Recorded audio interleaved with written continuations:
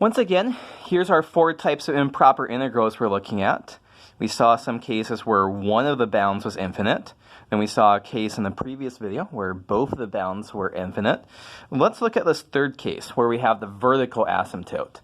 So A and B are both finite numbers. We're integrating over a finite interval, but we have a vertical asymptote. The function's going off to positive or negative infinity. Let's see an example of that.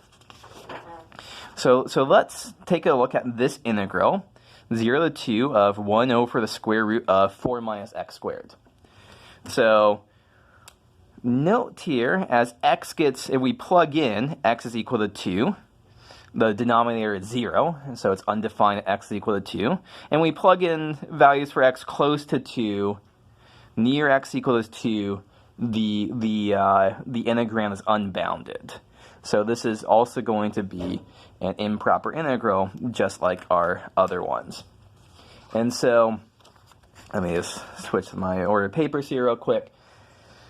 We know that we're going to write this now as, so this is equal to, so once again we're going to write this as a limit as, so replace this 2 as the trouble spot, we're going to replace that with a letter.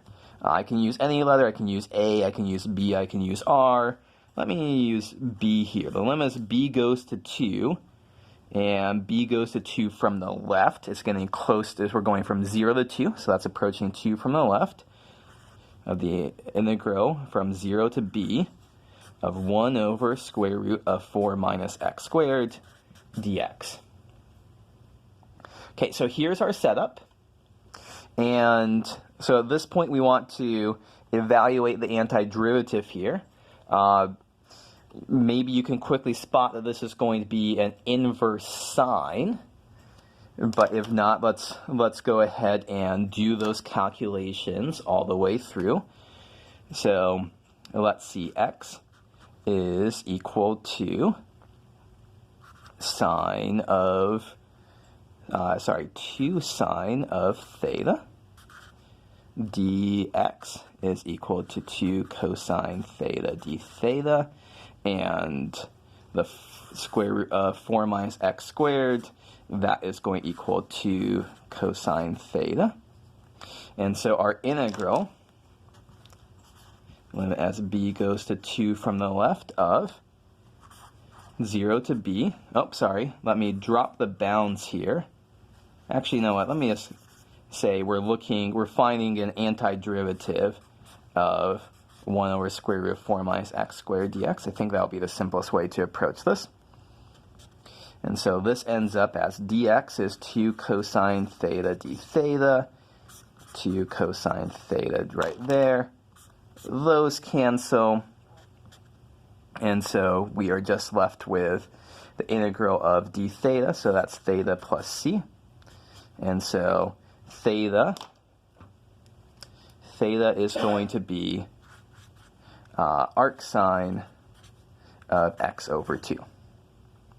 So all that to say, maybe it's good to review these kinds of calculations every so often.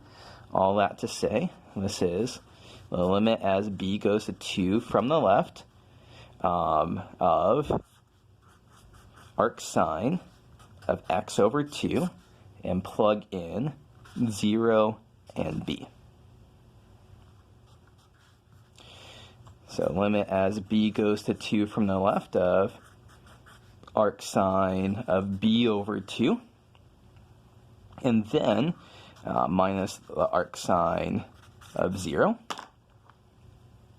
We know that arc sine of 0, this is equal to 0. And so we're just left with, what's the limit as b goes to 2 from the left of arc sine of b over 2? So that is this fraction, b over 2 is getting close to 1. And so as we're getting close to arc sine of 1, that's going to be pi over 2. So our answer here is pi over 2 minus 0, and that's pi over 2. So because we got a finite answer, we say that our integral converges. Okay, so once again, let's recap this video. Show that this integral converges. How do we do that? We have the vertical asymptote here. As x is getting close to 2, our function is unbounded. It's undefined actually at x is equal to 2. And so we replace this 2 with a b and take the limit as b goes to 2 from the left. We find the antiderivative. We integrate arc sine of x over 2. We plug in b and 0 in here, and then we actually evaluate this limit. And we see that, yes, our integral does converge. Okay, so this is an example. Let's say a good example of a vertical asymptote problem that causes an improper integral. So here is a pre-class problem, a second pre-class problem. So determine whether or not this integral is convergent or divergent. And once again, if it's convergent, evaluate it, give me a number answer.